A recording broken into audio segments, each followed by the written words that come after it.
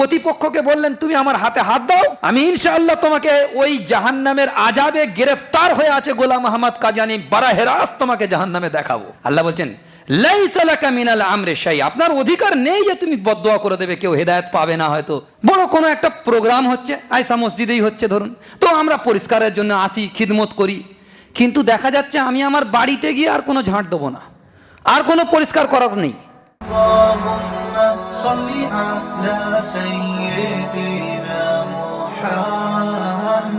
আলহামদুলিল্লাহ আলহামদুলিল্লাহি ওয়া কাফা ওয়া সালামুন আলা ইবাদিহিল্লাযীনা ইসতাফা, আম্মা বাদ, ফাআউযু বিল্লাহি মিনাশ শাইতানির রাজীম, বিসমিল্লাহির রহমানির রহিম।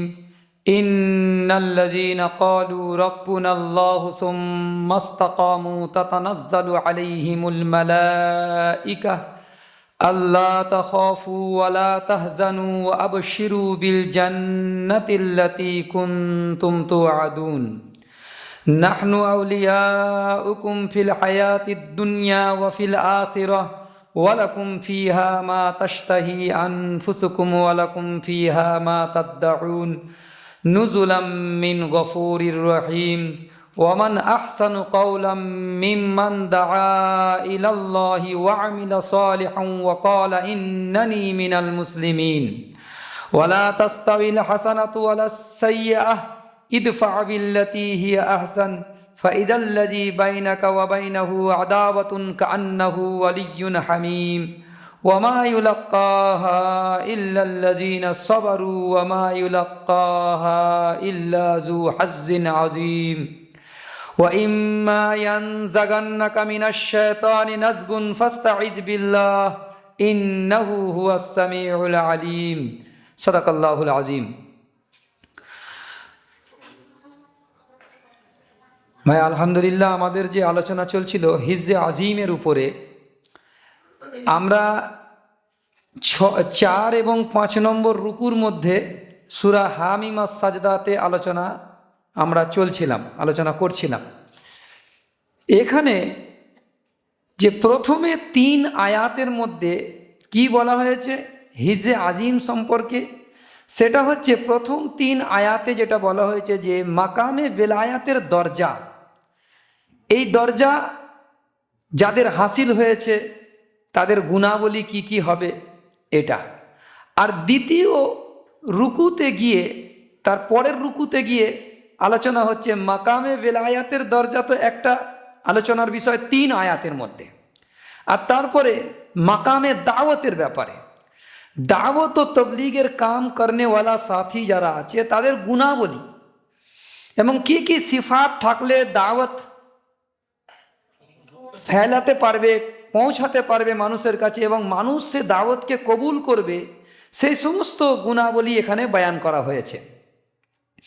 আমরা একবার রিপিট করে নিই যে মাকামে বেলায়াতের দরজা যখন কারো হাসিল হয় তখন তার দিল আল্লাহ পাকের রুবুবিয়াতের উপরে তার দিল ঠুকে যায়, পুরো দিল জমে যায়।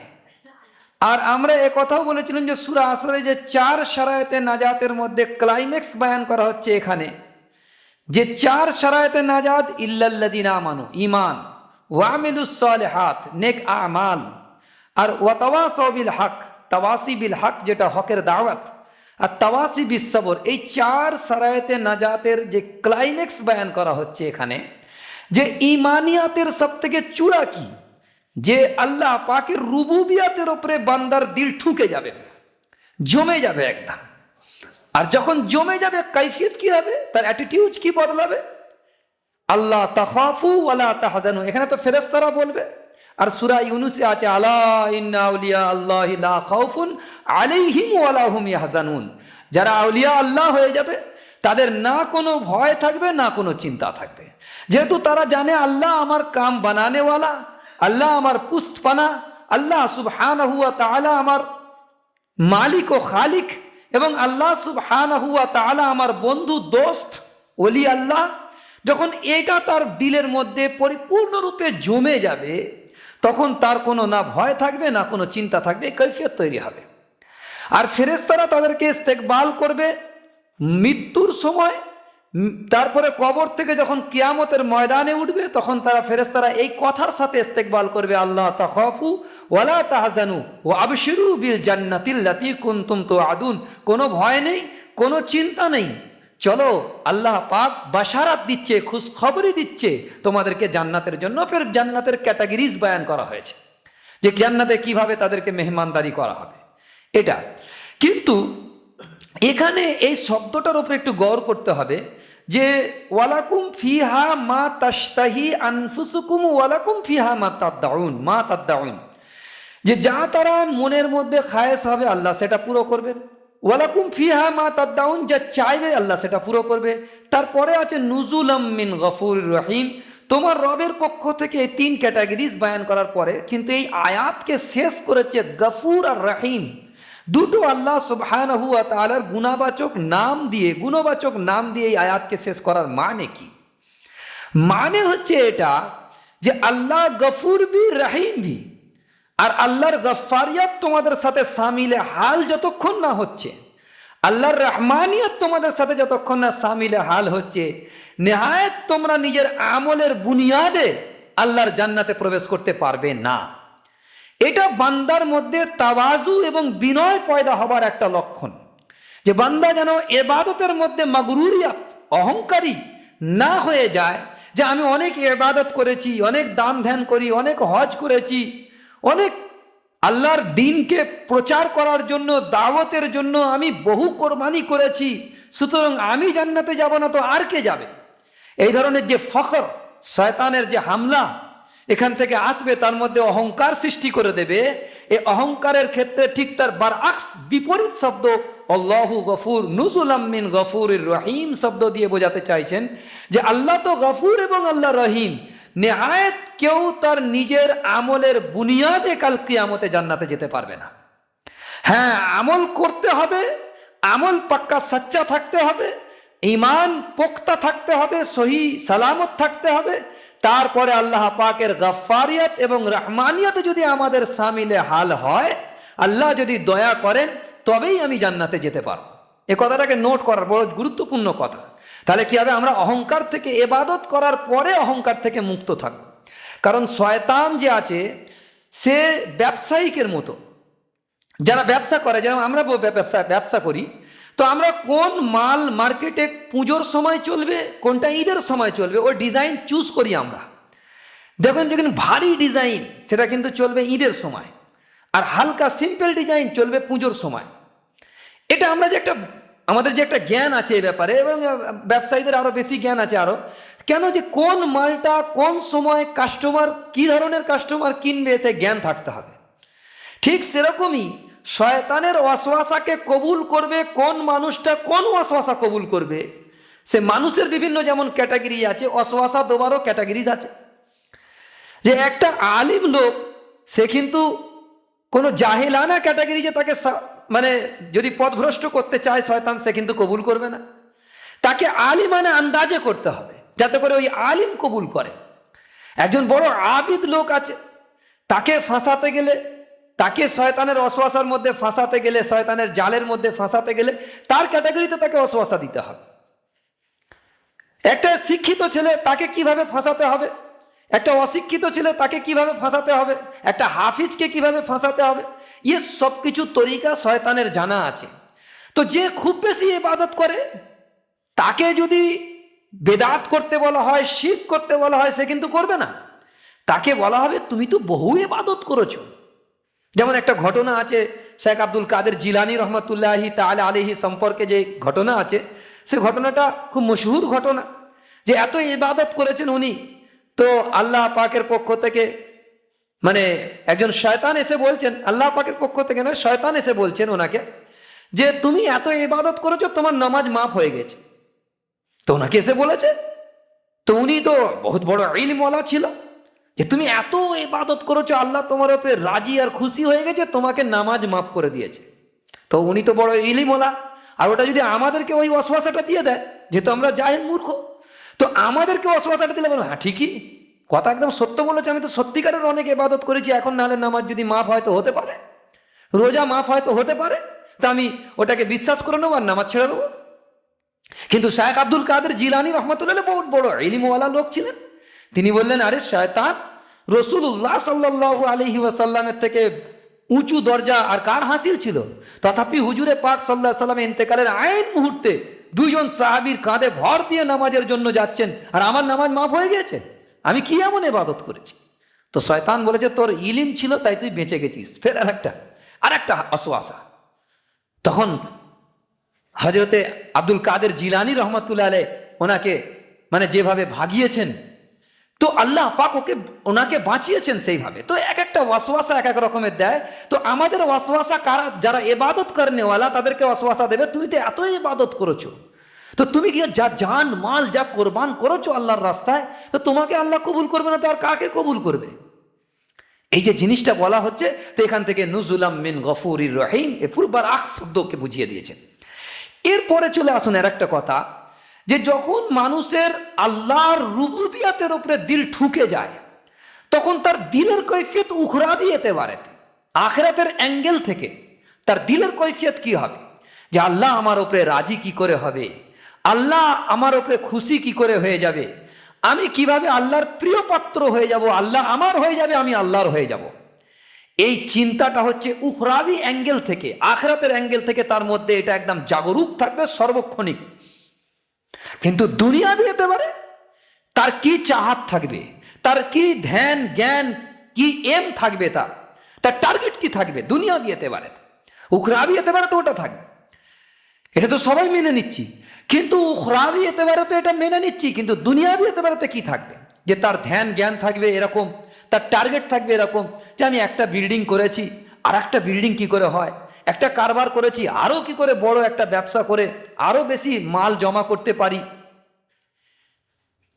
এইরকম একটা গাড়ি কিনেছি, এর থেকেও দামি গাড়ি কি আছে মার্কেটের মধ্যে, সেই দামি গাড়িটা আমি কিনবো এবং সেই গাড়িতে আমি চেপে যাব।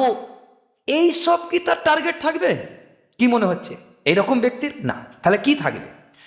থাকবে তার টার্গেট ওইটাই, যে কি করে এটা দুনিয়াবি এতেবারেতে কি করে একটা আল্লাহর বান্দা কি করে আল্লাহর সাথে জুড়ে যায়, আল্লাহর পেহচান করিয়ে দেওয়া যায়, আল্লাহর ইবাদত করনেওয়ালা বান্দা বানিয়ে দেওয়া যায়। সে আল্লাহর বান্দাকে আল্লাহর দিকে ডাকার জন্য সে ব্যতিব্যস্ত হয়ে থাকবে, সব সময় পেরেশান হয়ে থাকবে। যেমনটি রসুল করিম সাল্লাল্লাহু আলাইহি ওয়াসাল্লামের ব্যাপারে কোরআন এসছে, ফালা তাআলামু নাফস ফালা তাআলামু, কোরআন শরীফের মধ্যে বলেছেন যে আয়াতের তর্জমা এরকম মোটামুটি হচ্ছে, যে তোমার দিলের মধ্যে যে কষ্ট, তুমি যদি ওরা ঈমান না নিয়ে আসে, তুমি কি তোমার জান দিয়ে দেবে? তুমি কি তোমার জানকে কোরবান করে দেবে যদি ওরা ঈমান না নিয়ে আসে? লাআল্লাকা বাখিউন নাফসাকা আল্লা ইয়াকুনু মুমিনিন, কোরআন বলেছে লাআল্লাকা বাখিউন নাফসাকা আল্লা ইয়াকুনু মুমিনিন, যে ওরা যদি ঈমান না নিয়ে আসে, তুমি কি তোমার জানটাকেই শেষ করে দেবে? হাবিব, এত কষ্ট তো তোমাকে করার জন্য বলা হয়নি। তার মানে নবীজি সাল্লাল্লাহু আলাইহি ওয়াসাল্লাম আল্লাহর বান্দাকে আল্লাহর সাথে পরিচয় করানোর জন্য নিজের জিন্দেগিকে এমনভাবে খাফিয়েছে, লাগিয়েছে, সব কিছুকে উৎসর্গ করেছে, যে আল্লাহ পাক কোরআনের মধ্যে বলেছেন লাআল্লাকা বাখিউন নাফসাকা আল্লা ইয়াকুনু মুমিনিন ফালা তাযহাব নাফসাকা আলাইহিম হাসারাত। এই শব্দ কোরআনের বিভিন্ন জায়গায় বিভিন্ন অ্যাঙ্গেল থেকে এসেছে, যে আপনি আপনার নিজেকে শেষ করে দেবেন, খতম করে দেবেন ওরা যদি ঈমান কবুল না করে। আর হুজুর এইভাবে নিজেকে বিছিয়ে দিয়েছেন দাওয়াতের রাস্তাতে, এইভাবে বিছিয়েছেন যে সব কিছুকে কোরবান করে দিয়েছেন। তো তার ধ্যান ও জ্ঞান একমাত্র যেটা হবে সেটা হচ্ছে যে সে কি করে আল্লাহর বান্দাকে আল্লাহর দিকে নিয়ে আসে। আচ্ছা, এটা কেন হবে, কেন এটা তৈরি হবে? যেহেতু তার মাকামে ভেলায়াতের দরজা হাসিল হয়ে গেছে। মাকামে ভেলায়াতের দরজা হচ্ছে মানুষ চেষ্টা সাধনা করে সব থেকে উচ্চ চূড়াকে হাসিল করতে পারে, সেটা হচ্ছে মাকামে ভেলায়াত। এর থেকে উঁচু চূড়া হচ্ছে মাকামে নবুয়ত, মাকামে রেসালাত। তো রেসালাতের দরজা কেউ ইচ্ছা করে চেষ্টা সাধনা করে পেতে পারে না, ওটা আল্লাহ পাক সিলেক্ট করে দেন। তো যখন তার মাকামে ভেলায়াত হাসিল হয়ে গিয়েছে, তো ভেলায়াত মানে কি? আল্লাহ পাকের পেহচান, আল্লাহ পাকের পরিচয় তার দিলেতে বদ্ধমূল হয়ে গিয়েছে। আল্লাহ পাকের কুদরতি জাহান সম্পর্কে, জান্নাত আর জাহান্নাম সম্পর্কে তার দিলেতে বদ্ধমূল হয়ে গিয়েছে। সাহাবা বলতেন যে আমি যেন জাহান্নামীদের আহাট শুনতে পাচ্ছি, আমি যেন জান্নাতীদের আনন্দ, তাদের খুশি আমি যেন নিজ চোখে দেখছি। এই ইয়াকিন, জান্নাত আর জাহান্নামের ইয়াকিন তাদের এই পর্যায়ে যখন চলে যায় যে জান্নাতকে দুনিয়ায় বসে দেখতে থাকে, যে জাহান্নামের ভয়াবহ দৃশ্য দুনিয়ায় বসে উপলব্ধি করতে পারে, তো তার কাছে, সেই ব্যক্তির কাছে এই ফিকির ছাড়া আর কি হতে পারে? কি করে ওই কঠিন থেকে কঠিনতর জাহান্নাম থেকে মানুষকে সাবধান করব, আর কি করে ওই উচ্চ মানের জান্নাতের মধ্যে মানুষকে আমি দাখিল করিয়ে দেবো, এই চিন্তায় তার মধ্যে মানে সব সময় তাকে পেরেশান করে রাখবে। তার না খেয়ে আরাম থাকবে, না শুয়ে আরাম থাকবে, না কাজ করে আরাম, মানে সমস্ত ক্ষেত্রে সে এই চিন্তা, এই পেরেশানিতে থাকবে যে কি করে আল্লাহর বান্দাকে আল্লাহর সাথে জুড়ব। আর দ্বিতীয় যে মানে অর্থাৎ 5 নম্বর রুকুতে এই কথাই বলা হয়েছে, ওয়ামান আহসানু কাওলাম মিম্মান দাআ ইলাল্লাহি ওয়া আমিলা সালিহান ওয়া ক্বালা ইন্নানি মিনাল মুসলিমিন। ওই ব্যক্তির কথার চেয়ে ভালো কথা আর কার হতে পারে যে মানুষকে আল্লাহর দিকে ডাকে, আল্লাহর দিকে। এখানে দাআ ইলাল্লাহ, দাআ ইলাল্লাহ বলা হয়েছে, আল্লাহর দিকে ডাকা। ইয়াকিন জেনে নেন, প্রথম ক্যাটাগরি হচ্ছে ইমানিয়াতের চূড়া কি? মাকামে বেলায়াত।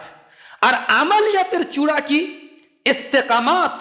সুম্মাস্তাকামু। তফসিরে মাজহারিতে আল্লামা সানাউল্লাহ পানিপতি রহমতুল্লাহ আলাইহ, তফসিরে মারিফুল কোরআনে মুফতি মোহাম্মদ শফি সাহেব রহমতুল্লাহ আলাইহ এই ইস্তেকামাতের মানে করেছে যখন আল্লাহর বন্ধু কেউ হয়ে যায়, আল্লাহ তার বন্ধু হয়ে যায়, তখন তার মধ্যে থেকে আল্লাহ পাকের কোনো হুকুমের খেলাফের আমল তার মধ্যে থেকে সাজ্জাদ হতেই পারে না, এবং কোনো নিষেধের মধ্যে সেখানে উপস্থিত হবে আল্লাহর বান্দারা, এটা হতে পারে না। তার মানে আল্লাহর যাবতীয় আদেশ সে পুঙ্খানুপুঙ্খানুভাবে পালন করবে, আর আল্লাহ পাকের যাবতীয় নিষেধ থেকে সে নিজেকে পুঙ্খানুপুঙ্খানুভাবে বাঁচিয়ে রাখবে। এটাকে বলা হয় লফজে ইস্তেকামাত, সুম্মাস্তাকামু। এর মানে করেছে, আর হাদিস পেশ করেছে অনেকগুলো হাদিস ওখানে আল্লামা সানাউল্লাহ পানিপতি রহমতুল্লাহ আলাইহ, মুফতি শফি সাহেব রহমতুল্লাহ আলাইহ পেশ করেছেন, যাতে ইস্তেকামাতের মানে ওয়াজে হয়ে যায়, যে মানে হচ্ছে আল্লাহ পাকের যাবতীয় হুকুম আহকামের পালন করা, আর যাবতীয় নিষেধ থেকে নিজেকে বাঁচিয়ে চলা। এটা হচ্ছে আমলে সালেহের চূড়ান্ত দরজা। এবার রইল দাওয়াত, তাওয়াসি বিল হকের চূড়ান্ত দরজা কি? কাউকে নামাজের দাওয়াত দিয়েছি, ওটা তো একটা ইবাদতের দাওয়াত হলো। কাউকে রোজার দাওয়াত দিয়েছি, ইবাদতের দাওয়াত হলো। কাউকে সদকা করার দাওয়াত দিয়েছি, সেটা তো একটা ইবাদতের দাওয়াত হলো। কিন্তু এখানে আল্লাহ পাকের জাতের উপরে দাওয়াত। ওমান আহসানু কাওলাম মিম্মান দাআ ইলাল্লাহ, আল্লাহর দিকে দাওয়াত দেওয়া। এটা হচ্ছে চূড়ান্ত পর্যায়ের দাওয়াত, যে আল্লাহর জাতের প্রতি দাওয়াত দেওয়া। আচ্ছা, জাতের প্রতি আর সিফাতের প্রতি বোঝাবার জন্য একটা ঘটনাকে নিয়ে আসছি। সে ঘটনাটা হয়েছিল আমাদের দেশেতেই ঘটেছিল, ভারতবর্ষে, যে আল্লামা আনোয়ার শাহ কাশ্মীরি রহমাতুল্লাহ আলাইহ, যাকে ইমাম আবু হানিফায় সানি বলা হয়, এত বড় ব্যক্তিত্ব আহলে দেওবন্দের, বিশাল ব্যক্তিত্ব তিনি ইলমি ময়দানে। আল্লাহ পাক তানাকে যেমন বুজুর্গি দিয়েছিলেন তেমন ইলম দিয়েছিলেন, যে ইমাম আবু হানিফার মানে সানি বলা হয়, সমকক্ষ মনে করা হতো, যে এত বিশাল ইলমের অধিকারী। তো উনি শেষ বয়সে ওনার মুরিদানরা বললেন যে আপনাকে হজে যেতে হবে আমাদের সঙ্গে। তো বললো, না, আমি এবছর হজ করার মতো পরিস্থিতি নেই। যেহেতু এর আগে হজ করেছিলেন, না, আমার ওই পরিস্থিতি নেই। কেন? ওনার পাইলসের রোগ হয়ে গেছিল, পাইলসের রোগ হয়ে গেছিল। তো ওনার কাছে সব কিছু মুরিদানরা যখন বললেন, উনি তৈরি হয়ে গেলেন যে হ্যাঁ ঠিক আছে, আমি হজে যাব। ইতিমধ্যে সব কিছু হজের তৈয়ারি রেডি। চিঠি এসছে ভাগলপুরেতে, যে গোলাম আহমদ কাজিয়ানি, যে পাকিস্তানের, উনি যখন কেস দায়ের করেছিল ভাগলপুরে ভারতবর্ষে, তখন তো পাক ভারত বাংলাদেশ একসাথে ছিল, তো কেস দায়ের করে দিয়েছে, ওই কেসের শুনানি হবে, আপনাকে এদের পক্ষ থেকে, আহলে সুন্নতের পক্ষ থেকে আপনাকে যেতে হবে, আর যারা কাদিয়ানিদের পক্ষ থেকে একজন বড় আলেম ওদের আসছে, তো আপনাকে ওই শুনানিতে গিয়ে মানে দেফা করতে হবে, ডিফেন্স করতে হবে। তখন উনি বললেন, তো আমার হজের তো তৈয়ারি হয়ে গিয়েছে, কিন্তু হজ ক্যান্সেল, যেহেতু হজে আগে করেছে, আর এখানে আমি যাব, ভাগলপুরে যাব, তোমরা সব হজে চলে যাও বলে সব মুরিদানদের হজে পাঠিয়ে দিয়েছেন। উনি গিয়েছেন, দেফা করছিলেন, করতে করতে উনি একটা পর্যায়ে এত জোশে এসে গেলেন, আর প্রতিপক্ষকে বললেন, তুমি আমার হাতে হাত দাও, আমি ইনশাআল্লাহ তোমাকে ওই জাহান্নামের আযাবে গ্রেফতার হয়ে আছে গোলাম আহমদ কাদিয়ানী বারাহে রাস্ত তোমাকে জাহান্নামে দেখাবো। যখন এরকম বললেন আনোয়ার শাহ কাশ্মীরি রহমতুল্লাহ আলাইহি, তখন উনি আর হাত দিলেন না ভয়েতে, কারণ উনিও তো বহুত বড় শাখসিয়াত ছিলেন, জানতেন আনোয়ার শাহ কাশ্মীরি কে, তো হাত দেননি ভয়ময়। তো ওনার মুরিদানদের মধ্যে জিজ্ঞাসা করছে যে হযরত, যদিও হাত দিয়ে দিত তাহলে আপনি কি করতেন, দেখাতেন কি করে? তখন আনোয়ার শাহ কাশ্মীরি রহমতুল্লাহ আলাইহি বলেছিলেন যে যারা খাতমে নবুয়তের আন্দোলন করেছে, এর দেফা করেছে, এর বিরোধিতা করেছে, খাতমে নবুয়তের যারা হামলা করেছিল আর তার বিরুদ্ধে যারা আন্দোলন করে গিয়েছে, তাদের মধ্যে আল্লাহ পাক কাউকে কোনোদিন অপমানিত করেননি। আর আমার ইয়াকিন আছে, আমি মুহাম্মদ রাসূলুল্লাহ সাল্লাল্লাহু আলাইহি সাল্লামের এই খাতমে নবুয়তকে সাবেত করার পক্ষে অবলম্বন করেছি, আল্লাহ পাক আমাকেও অপমানিত করবেন না। আমি আল্লাহর কাছে দোয়া করবো, আল্লাহ বারাহে রাস্ত জাহান্নামে দেখিয়ে দেবে। আর এটাও বলেছিলেন, যখন বেরিয়ে আসলেন বললেন রায় কিন্তু আমাদের পক্ষে হবে, আর রায় যখন বের হবে তখন আমি বেঁচে থাকবো না, আমার কবরে গিয়ে রায়টাকে শুনিয়ে দেবে, কবরে রায় শোনাবে। আর তখন একজন মুরিদান বললেন যে হুজুর, আপনি হজকে ছেড়ে দিয়ে, যেখানে নবীজির সাথে দিদার হতো, সেই হজের সফরকে ছেড়ে দিয়ে আপনি ভাগলপুরে মুনাজারায় চলে গেলেন।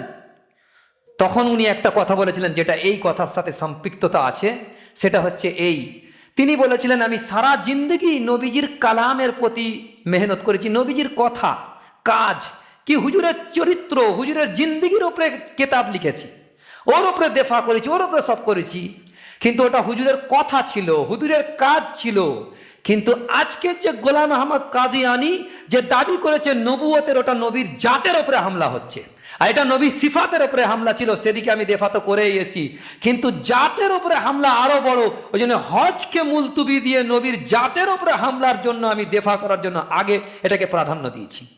কারণ আমি যখন নবীজির দরজায় গিয়ে দাঁড়াবো আর সালাম করবো, আসসালাতু আসসালামু আলাইকা ইয়া রাসূলুল্লাহ, তখন নবীজি যদি আমাকে বলে আনোয়ার তুমি ইন্ডিয়া থেকে এখানে চলে এসছো, ওখানে আমার জাতের ওপরে হামলা হচ্ছে, তুমি এখানে কেন এসছো? আমি ওই জন্য নবীর জাতকে হেফাজত করার জন্য আমি চলে এসেছি। ইয়াকিন জেনে নেন, নবীর জাতের উপরে যখন হামলা আসবে তো আমাদের জান আর আমাদের মাতা সবকিছু কোরবান, আমাদের মা বাপ কোরবান নবীজির কদম মোবারকের উপরে, ইয়াকিন জেনে নেন। তো এখানে আল্লাহ পাকের জাতের প্রতি দাওয়াত, ওয়ামান আহসানু কাওলাম মিম্মান দা ইলাল্লাহ ওয়া আমিলা সালিহান ওয়া ক্বালা ইন্নানি মিনাল মুসলিমিন, এই দাওয়াতের জন্য তার ফিকির 24 ঘন্টা থাকবে। কেন এই ফিকির তৈরি হবে? সূরা হজ্জের তাফসীরে আমি বলেছিলাম ওই কথাকে নোট করার বিষয়, আমি দুবার পয়েন্ট নোট করাতে চাইছি, দুবার কথা রিপিট করে বলবো। সাইর ইলাল্লাহ মানে আল্লাহর দিকে ধাবিত হওয়া, আরবি শব্দের মানে কি? সাইর ইলাল্লাহ। যখন মাকামাতে বেলায়াতের দরজা কার হাসিল হয়ে যায়, সে সবসময় সাইর ইলাল্লাহ আল্লাহর দিকে ধাবিত হবে। তারপরের শব্দ সাইর ফিল্লাহ, অর্থাৎ সে আল্লাহ পাকের জাত ও সিফাতের মধ্যে নিজেকে ডুবিয়ে দেবে। আল্লাহ পাকের সিফাত, আল্লাহ পাকের কুদরত, আল্লাহ পাকের মাকাম ও মর্তবা, তার ভিতরে নিজেকে পুরো ডুবিয়ে ফেলবে সে। এই ডুবিয়ে ফেলা আর আল্লাহর দিকে দাওয়াত দেওয়া, এই আল্লাহর দিকে ধাবিত হওয়া, এই দুটো জিনিস এত চূড়ান্ত পর্যায়ে তার মধ্যে এসে যাবে, তো সে তখন আল্লাহর কুদরতি জাহান অর্থাৎ জান্নাত আর জাহান্নামকে বাস্তবে তো দেখবে না, কিন্তু দিলের ইয়াকিন এই পর্যায়ে পৌঁছে যাবে যেন দেখছে। তো জান্নাতের খুবসুরতি আর সৌন্দর্য যাকে আল্লাহ পাক দুনিয়াতে উপলব্ধি করতে দেবেন, তো সে চাইবে না যে আমি সমস্ত লোককে ওই জায়গায় পৌঁছাই। যেটা আমি বলেছিলাম, যখন আমরা দার্জিলিংয়ের একদম টপে উঠে গিয়েছি বা গ্যাংটক একদম টপে যখন উঠে যায়, তো এক একটা জায়গাতে ভিউ আছে, সব দাঁড় করায় গাড়ি, আমাদেরকে বললো এখানে আপনারা একটু ঘুরে নেন। ঘুরলাম, বলে এর থেকে ভালো জায়গা, তো আরো উঠলাম, বললে এর থেকেও টপে ওঠাবো আপনাদেরকে, এর থেকেও সুন্দর ভিউ দেখাবো। তো আমরা উঠলাম, যখন একদম টপে উঠে গেছি তখন যে মনোরম দৃশ্য আমরা উপলব্ধি করছি, ওই মুহূর্তে আমাদের মধ্যে মনের মধ্যে যে ফিলিংস তৈরি হচ্ছে, সর্বপ্রথম কি করে আমার মাকে এই জায়গায় নিয়ে আসবো, কি করে আমার ভাইকে নিয়ে আসবো, কি করে আমার বিবিকে, আমার বাচ্চাকে, সর্বপ্রথম নিজের আত্মীয়দেরকে মনে হয়েছে যে এই জায়গায় কি করে নিয়ে আসবো। এখান থেকে তো রিটার্ন আসতে আর মন চাইছে না, যেন মনে হচ্ছে এখানে চিরস্থায়ী ঘর করে থেকে যায়, এত সুন্দর, এত অপরূপ। তো যারা মকামে বিলায়াতের দরজায় পৌঁছে যায়, তারা এত সুন্দর অপরূপ জগৎ আল্লাহ পাক তাদের সামনে খুলে দেয়। আল্লাহ পাকের মারেফাতের জগৎকে যখন খুলে দেয়, তারা সেখান থেকে আসতে মন চায় না, কিন্তু আসতে হবে তাদেরকে ওখান থেকে রিটার্ন, এই জন্যে যে আরো অন্য আল্লাহর বান্দাকে ওই জায়গায় পৌঁছানোর জন্য মেহনত করতে হবে। ওই শব্দটাকে আরবিতে বলেছে সায়ের আনিল্লাহ ইলাল্লাহ, দুটোকে অ্যাটাচ করে। সায়ের আনিল্লাহ, আনিল্লাহ মানে রিটার্ন, ওখান থেকে রিটার্ন কেন? আনিল্লাহ কেন? ইলাল্লাহ, আল্লাহর দিকে মানুষকে ধাবিত করার জন্য। পথকে আবার নোট করেন, সায়ের ইলাল্লাহ, আল্লাহর দিকে ধাবিত হওয়া। সায়ের ফিল্লাহ, আল্লাহর জাত ও সিফাতের মধ্যে নিজেকে ডুবিয়ে দেওয়া। আর এর মকাম ও মর্তবা যখন সামনে খুলে চলে আসবে, তখন সায়ের আনিল্লাহ ইলাল্লাহ। আনিল্লাহ রিটার্ন, কেন রিটার্ন? সমস্ত মানুষকে ওই জান্নাতের দিকে নিয়ে যাব। ওয়ালাকুম ফিহা মা তাশতাহি আনফুসুকুম ওয়ালাকুম ফিহা মা তাদদাউন নুজুলাম মিন গফুরির রহিম। এই যে মেহমানদারি 3 ক্যাটাগরিজ দিয়ে হবে, ওই জান্নাতে নিয়ে যাওয়ার ফিকির এই ব্যক্তি করতে থাকবে। এটা হচ্ছে দাওয়াতের মেহনত, দাওয়াত ও তাবলীগের মেহনত।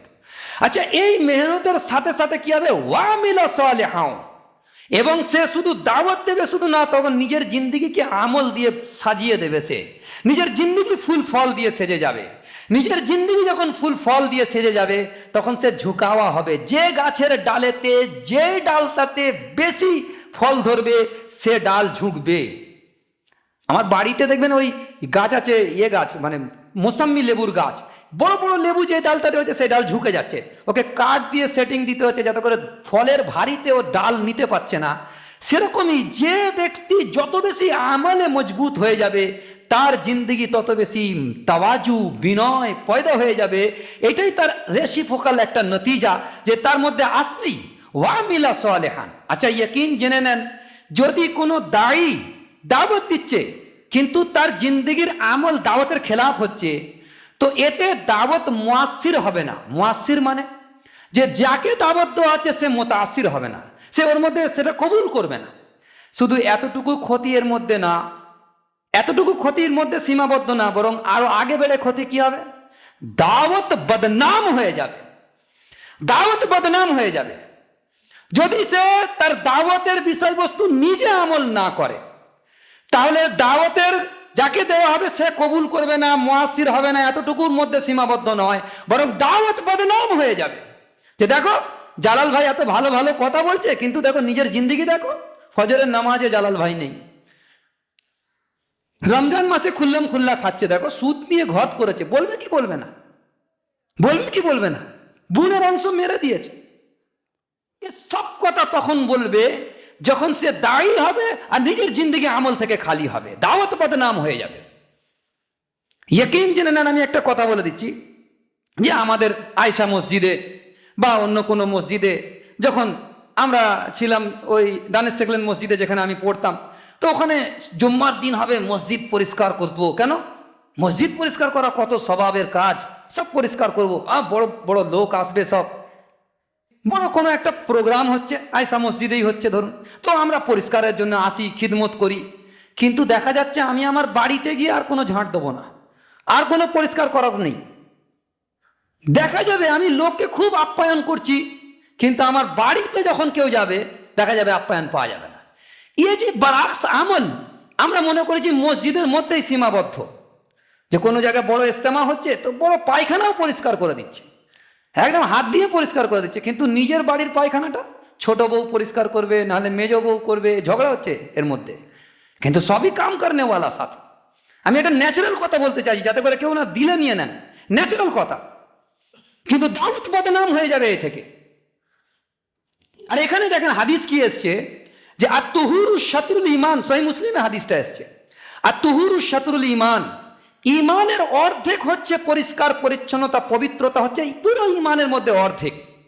হাদিসটা গৌর করেন এবার, পুরো ঈমানিয়াতের অর্ধেক হচ্ছে পরিষ্কার পরিচ্ছন্নতা।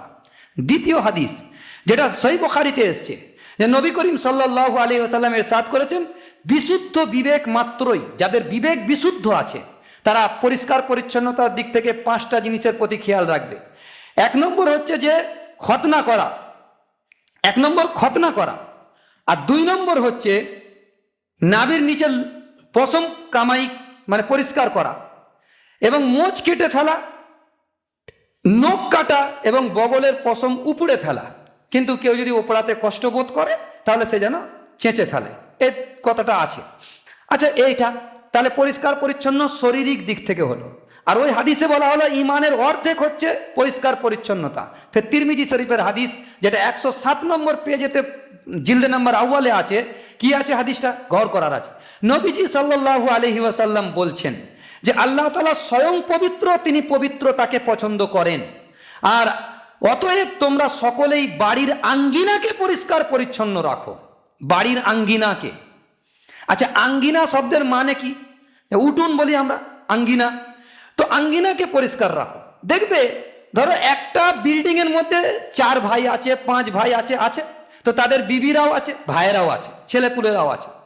দেখবেন নিজের বেডরুম, নিজের কিচেন, ওগুলো সব পরিষ্কার হয়ে যাচ্ছে। কিন্তু যেটা কমন প্যাসেজ, সিঁড়ি,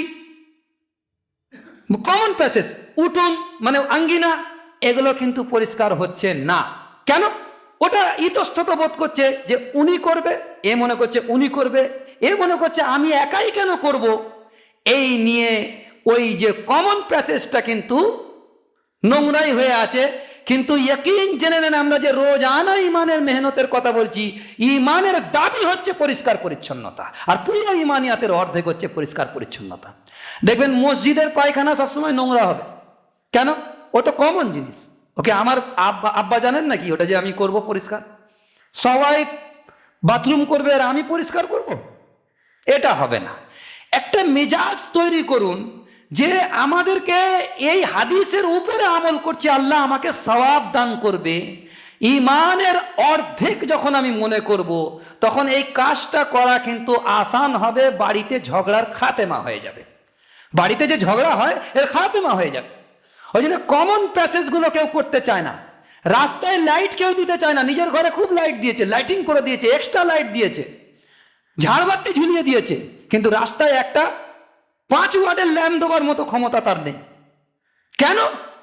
যে এর মধ্যে যে আমরা সওয়াব খুঁজে পাই না। আমরা তো নামাজ, রোজা, হজ, যাকাতে সওয়াব খুঁজে পাই। যে 10টা লোক যাবে সেখান দিয়ে, সেখানে আমি দোয়া পাবো, আমার এটা সদকায়ে জারিয়া হবে। রাস্তা করে দেওয়া, রাস্তা পরিষ্কার করা, রাস্তা থেকে কষ্টদায়ক জিনিস সরিয়ে দেওয়া ইমানের অঙ্গ। হাদিস ফের আরেকটা। তো এ সমস্ত জিনিস যখন আমরা করব, তখন দেখা যাবে যে আমরা তো যেখানে যাচ্ছি, মসজিদে আছি, মসজিদে শিখতে গিয়েছিলাম, শিখছিলাম ওখানে পরিষ্কার করা। আসল তো আমার বাড়ি আর আমার আঙ্গিনাকে আমি নিজে হাতে পরিষ্কার করব। আমার পাশের কমন ড্রেনগুলোকে আমি পরিষ্কার করব। এইটা ওই ইয়াকিনের সাথে যে আল্লাহ আমাকে এর বিনিময়ে সওয়াব দেবে, দেখবেন আসান হয়ে যাবে। আর যখন এই ইয়াকিন করবো ও যাবে, আমি কেন করব, তো আপনি হয়ে যাবেন কি ছোট মনের। তো আপনার দ্বারা দাওয়াত বদনাম হবে, দাওয়াত বদনাম হয়ে যাবে। দেখা যাবে অন্যজনের হসপিটাল কেস আছে চলে গেছে, আর নিজের ভাইয়ের হসপিটাল কেস যখন যাবে না, দাওয়াত বদনাম হয়ে যাবে এখানে। তো সেই জন্য আমরা চিন্তা করি ওয়ামিলা সালিহান ওয়া ক্বালা ইন্নানি মিনাল মুসলিমিন। 3 নম্বর পয়েন্ট হচ্ছে যে সে বলবে আমি তো মুসলমানদের মধ্যে একজন, আমি তো কোনো দাওয়াত দিই বলে, দায়ী বলে, জামাত করি বলে আমি কোনো বহুত বড় ব্যক্তিত্ব হয়ে যায়নি।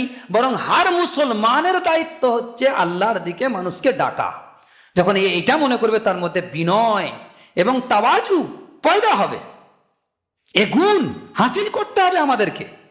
তারপরে বলছে ওয়ালা তাস্তাবিল হাসানাতু ওয়ালা সাইয়্যা ইদফা বিল্লাতী হিয়া আহসান ফাইদাল্লাযী বাইনাকা ওয়া বাইনাহু আদাওয়াতুন কান্নাহু ওয়ালিয়্যুন হামীম। ভালো ও মন্দ সমান হয় না কোনোদিন। সেই পন্থাই করুন যা উৎকৃষ্ট হয়। অর্থাৎ খারাপের জবাব আপনি ভালো দিয়ে দিন। ইটের জবাব পাথর দিয়ে দেবার চেষ্টা করবেন না, ইটের জবাব ফুল পেশ করুন।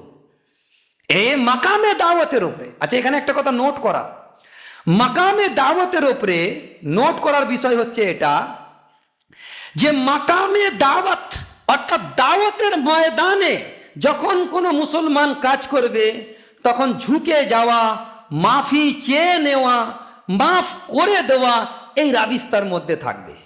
কিন্তু এর ওপরে একটা দরজা আছে কাজ, মাকামে একামতে দিন।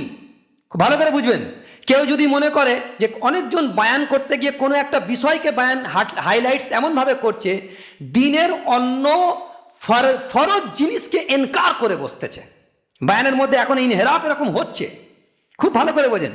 কোনো একটা জিনিসকে এত ফজিলত বায়ান করছে, এত হাইলাইটস করছে যে দিনের অন্য জিনিস পুরো নজরআন্দাজ হয়ে যাচ্ছে। এটা যেন না হয়। যখন মাকামে দাওয়াত এটাই শেষ পর্যায়ে নয়, ফের মাকামে একামতে দিন হচ্ছে এর থেকে উচ্চ পর্যায়, চূড়ান্ত পর্যায়। দিন শুধু পৌঁছে দেওয়ার দায়িত্ব না, বলকে দিনকে গালিব করে দেওয়া আমাদের দায়িত্ব। তো যখন মাকামে দাওয়াত থেকে আগে বেড়ে যখন মাকামে একামতে দিনে আমরা চলে আসব, তো তখন কি হবে, একামতে দিনের জায়গাতে আসবে, তখন ইটের জবাব পাথর দিয়ে দিতে হবে। দেখেন হুদায়বিয়ার সন্ধিতে রাসূলুল্লাহ সাল্লাল্লাহু আলাইহি ওয়াসাল্লাম ঝুঁকে সেলা করতেছে যে তুমি মুহাম্মদ, তুমি রসুল না আল্লাহ। বলে ঠিক আছে, তাই কেটে দাও। তাই কাটা হচ্ছে। কিন্তু হুজুরে পাক সাল্লাল্লাহু আলাইহি ওয়াসাল্লাম কাছে যখন আবু সুফিয়ান সফর করে গেছে, হুজুর সুলা করুন, তখন সুলা করলে, মীমাংসা করলে ফায়দা নেই ইসলামে। তখন হুজুর পাক সাল্লাল্লাহু আলাইহি ওয়াসাল্লাম ফিরে দেখতেছেন না, আর ওখানে হুদায়বিয়ার সন্ধিতে যা শর্ত দিচ্ছেন সমস্ত শর্ত হুজুর ঝুঁকে মানতেছেন মাকামে দাওয়াতে। আর মাকামে দাওয়াতে মানুষকে তৈরি করা হবে, ওই আফরাদ যারা লোহার সাথে টক্কর নিতে পারবে এরকম ব্যক্তিত্ব তৈরি হয়ে যাবে দাওয়াতের ময়দান থেকে।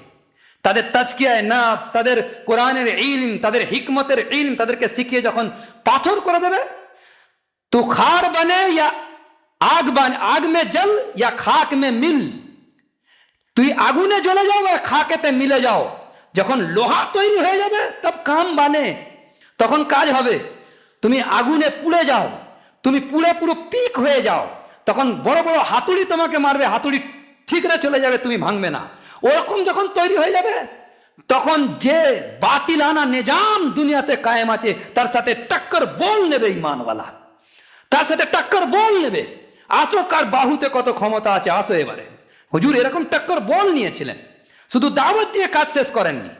দাওয়াতের মোকাম আলাদা, একামতে দ্বীনের মোকাম আলাদা। তখন টক্কর বল নেবে, আর্ম কনফ্লিক্ট, তখন একদম ডাইরেক্ট অস্ত্র দিয়ে অস্ত্রের মোকাবেলা করা। ওই জন্য ইদাদ ভুলে যাওয়া ফরজ। কেউ ইদাদ শব্দ শুনেইনি, বলছে ইদাদ কি, এদাদ ওয়াইদু লাহুম মাস্তাতাতুম। যখন জিহাদ ফরজ হবে তো তার আগে এদাদ ফরজ। যুদ্ধ করবে কি দিয়ে, তার আগে এদাদ ফরজ, প্রস্তুতি, পুরো সমস্ত সামানাদি সব ফরজ তার আগে। তো এদাদ যে ফরজ এটা ভুলে গেছে ইনসান। এদাদ যখন নেই তো জিহাদ কিসের, জিহাদ কার বুনিয়াদে করবে? তো এদাদ ফরজ ভুলে যাচ্ছে কেন? যে মাকামে দাওয়াত পর্যন্ত দিনকে, ইসলামকে সীমাবদ্ধ করে রয়েছে, মাকামে একামতে দিন বুঝতেই চাইছে না। তো যখন আসবে তো টক্কর বল নিতে হবে ওখানে, যে রাসূলুল্লাহ সাল্লাল্লাহু আলাইহি ওয়াসাল্লাম কি বলেছিলেন ওইখানে। আর এখানে কোরআন কি বলছে দেখেন, কোরআনে পরিষ্কার এসছে যে সূরা শুরাতে শারা'a লাকুম মিনাদ দীনি মা ওয়াসাকুম বি, এই যে শব্দ আছে সেখান থেকে লম্বা এসছে আলোচনা। তারপরে ওয়াল্লাযিনা ইযা আসাবাহুমুল বাগিয়ুম ওয়া হুম ইয়ানতাসিরুন, যে শব্দটা আছে, যে যখন যাদের রীতি হলো তাদের উপর যখন জুলুম করা হয় তারা প্রতিশোধ গ্রহণ করে। আর এখানে বলেছে প্রতিশোধ গ্রহণ করা কোনো মন্দ বোঝা যাবে না, যতটা সে করেছে তার সাথে সেইভাবে বদলানো। আসিন্নু বিসিন্নি ওয়াল আইনা বিল আইনি ওয়াল আনফা বিল আনফা ওয়াল উযুনু বিল উযুন, কোরআন শরীফে এসছে নাকের বদলে নাক, কানের বদলে কান, দাঁতের বদলে দাঁত, প্রতিশোধ নাও। তো মাকামে একামতে দিনেতে প্রতিশোধ আছে, আর মাকামে দাওয়াতে কোনো প্রতিশোধ নেই, হাত বাঁধা আছে, যত মারবে মারো, হাত বাঁধা, কোনো জবাবি কারবাই সে করবে না। কিন্তু রসুল করিম সাল্লাল্লাহু আলাইহি ওয়াসাল্লাম ওহদের যুদ্ধতে যখন রাসূলুল্লাহ সাল্লাল্লাহু আলাইহি ওয়াসাল্লামের দান মোবারক শহীদ হয়ে গেল, রসুল করিম সাল্লাল্লাহু আলাইহি ওয়াসাল্লাম তখন বললেন আল্লাহর গজব ওই জাতির প্রতি ভড়কে উঠুক যে জাতি তার নবীর চেহারাকে রক্ত দিয়ে লাল বানিয়ে দিয়েছে। হুজুর বলে ফেলেছিলেন, এ কথাটা বলেছিলেন যে কি করে?